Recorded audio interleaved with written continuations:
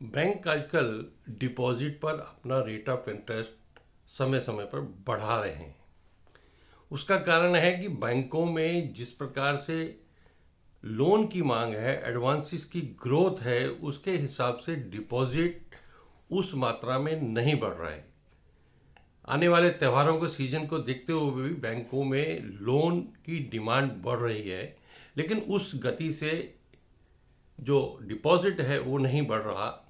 इस कारण से बैंकों ने अपने डिपॉजिट पर समय समय पर वृद्धि करते रहते हैं, और जिस प्रकार से महंगाई की दर में भी थोड़ा परिवर्तन हो रहा है, आने वाले समय में रेपो रेट में भी वृद्धि हो सकती है। उसके कारण से भी जो बैंक है वो अपने डिपॉजिट का रेट ऑफ इंटरेस्ट बढ़ाएंगे।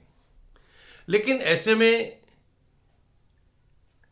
ग्राहकों को किसी लालच में नहीं फंसना चाहिए, क्योंकि बहुत सारे छोटे प्राइवेट ऐसे बैंक रहते हैं या फाइनेंस कंपनी रहती हैं कि जो सरकारी बैंकों से ज़्यादा इंटरेस्ट देने के लिए लोगों को लालच देते हैं, और लोग उस लालच में फंस जाते हैं और बाद में उनका सारा का सारा जो मेहनत की कमाई है वो डूब जाती है।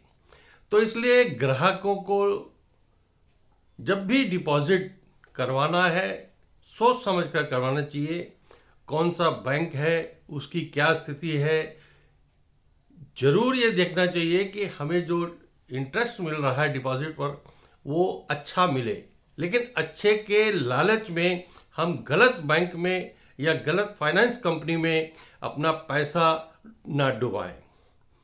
और थोड़े थोड़े समय बाद जो जो पैसा इकट्ठा होता है उसको छोटी छोटी एफडीज में भी हम लोग इन्वेस्ट कर सकते हैं। जरूरी नहीं कि बहुत बड़ा पैसा ही इकट्ठा हमने डिपॉजिट में डालना है। हालांकि रिजर्व बैंक की, सरकार की, बैंकों में आपका जो पैसा है, जो एफडी है, वो 5 लाख रुपए तक इंश्योर्ड है, सुरक्षित है। यदि किसी भी कारण से कोई बैंक या इस मिसहैप होता है, डूबता है, तो 5 लाख रुपए तक का जो वो पैसा है उसकी सुरक्षा की गारंटी है।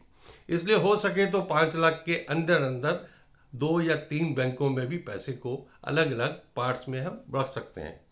लेकिन इन सभी चीज़ों को देखते हुए एक बार फिर आपसे अनुरोध करता हूं कि किसी भी लालच में ना फंसें, नहीं तो आपका पूरा पैसा जो है वो डूब सकता है।